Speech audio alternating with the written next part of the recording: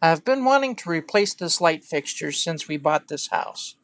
It is weathered by all the moisture in the South Texas air.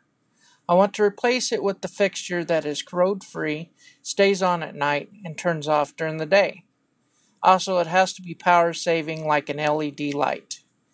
I found a fixture that solves all my needs and wants. Let's see what I got, so stay tuned.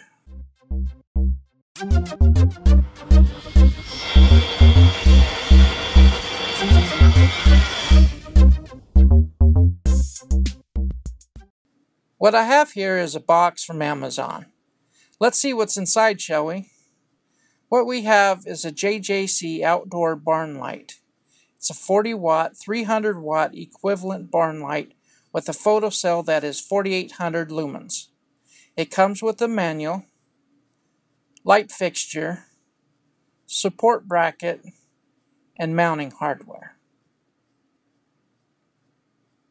Before we install this fixture, we need to turn off the breaker for the fixture circuit.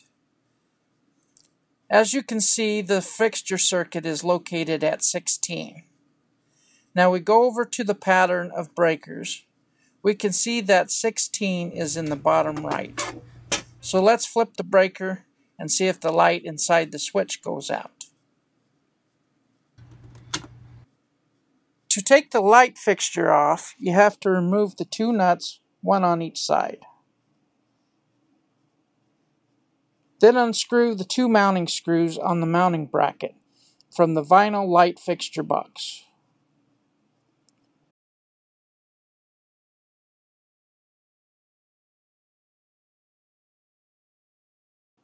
Then remove the grounding wire from the bracket. Next, take the new mounting bracket from the box and punch out the hole you wish to use to run the wires through. Install the bracket to the light fixture, and as the old fixture's ground was attached to the fixture, I will do the same on the new one. Now, attach the wires by twisting the wires clockwise and attaching the wire nuts, black with black and white with white. This will be a temporary install because I need to get a new vinyl light fixture box. The holes in this one are massive. I will not tape the wire nuts together with electrical tape just yet. I will drive in the top screw so it will hold up the light fixture while I install the two new screws for the bottom holes.